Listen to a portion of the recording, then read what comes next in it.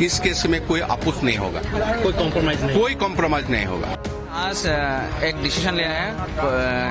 Decision है कि जो अपराधी है उनका आज जो जनाजा होने वाला था वो जनाजा हम लोग नहीं करेंगे। जनाजा हमारे जो कब्रिस्तान है उनपे वहाँ पे उनके जगह नहीं देंगे, और जो उनका फैमिली है उनको भी हम हमारी तरफ से बॉयकॉट किया गया है। असम में नाबालिग लड़की के साथ हुए बलात्कार के मुख्य आरोपी की मौत के बाद उसके ही गांव वालों ने उसको बेदखल कर दिया है।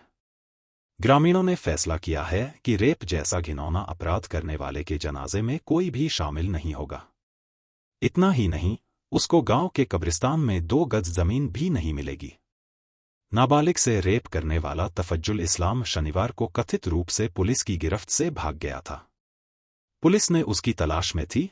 वहीं पुलिस को देखकर उसने एक तालाब में छलांग लगा दी, जिसमें डूबने की वजह से उसकी मौत हो गई। नाबालिग से रेप का मुख्य आरोपी तफज्जुल इस्लाम के गांव के लोगों ने फैसला किया कि इस अपराधी के जनाजे में गांव का कोई भी व्यक्ति शामिल नहीं होगा।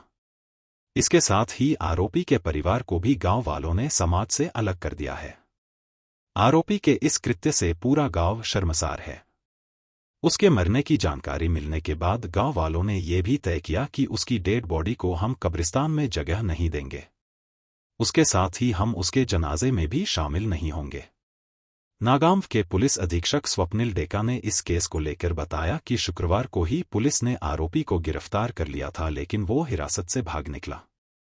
छानबीन में लगी पुलिस जब उसके पास पहुंची तो पुलिस को देखकर आरोपी तालाब में कूद गया, जिसकी जानकारी पुलिस ने तुरंत एसडीआरएफ को दी।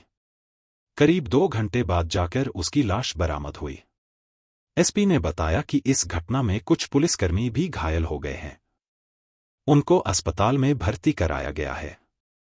वहीं 2 अन्य आरोपी की तलाश जारी है। ट्यूशन से लौट रही थी लड़की। गौरतलब है कि बीते गुरुवार की शाम को 14 साल की लड़की ट्यूशन पढ़कर घर लौट रही थी।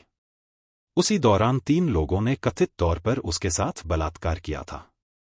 तीनों आरोपी रेप करने के बाद पीड़िता को घायल अवस्था में सड़क किनारे एक तालाब के पास छोड़कर फरार हो गए थे। इस घटना की जानकारी जब स्थानीय लोगों को लगी तो पुलिस को सूचना दी गई।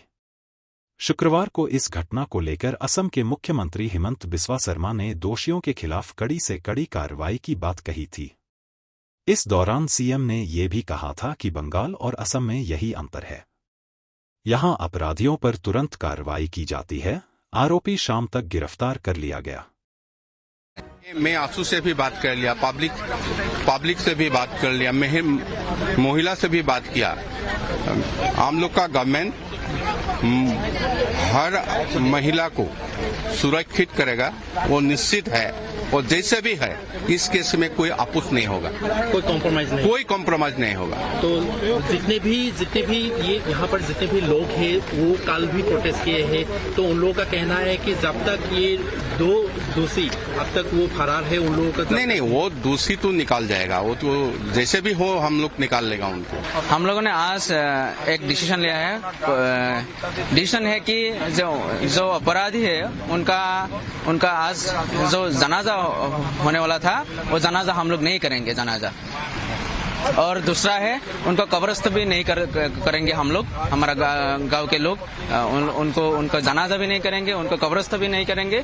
और तीसरा एडिशन है उन लोगों का जो घर है मतलब समाज से उनको सेपरेट कर दिया गया है, समाज के साथ नहीं रखेंगे। अच्छा, ये डिसीजन क्यों लिया गया है आप लोगों ने? क्योंकि जो अपराध करता है, जो दोषी है, उनके विरुद्ध में हम लोगों का मतलब क्या, हम लोगों का रेगुलर क्या है मतलब रेगुलर अपोज करना चाहिए। क्योंकि क्या है मतलब जो दोषी है दोषी का हम लोग कभी सपोर्ट नहीं करेंगे। अच्छा, बाकी अभी भी 2 अपराधी अभी भी है बाहर, क्या मांग करते हैं? 2 मतलब हम लोग आप लोगों के माध्यम से ही सुना है कि 2 है, लेकिन उन लोग कहा है कि है प्रशासन का दायित्व है, प्रशासन को निकालना है।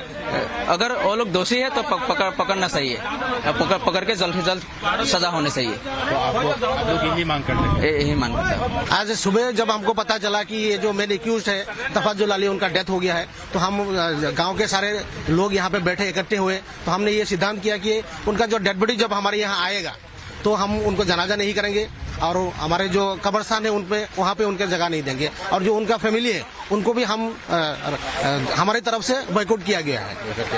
तो और क्या क्या डिसीजन लिया गया है आप लोगों ने? जो भी अपराध करेगा उनके विरुद्ध में हमारा डिसीजन ऐसा ही रहेगा, उनका जनाजा नहीं किया जाएगा, उनका कब्रिस्तान नहीं किया जाएगा उनको।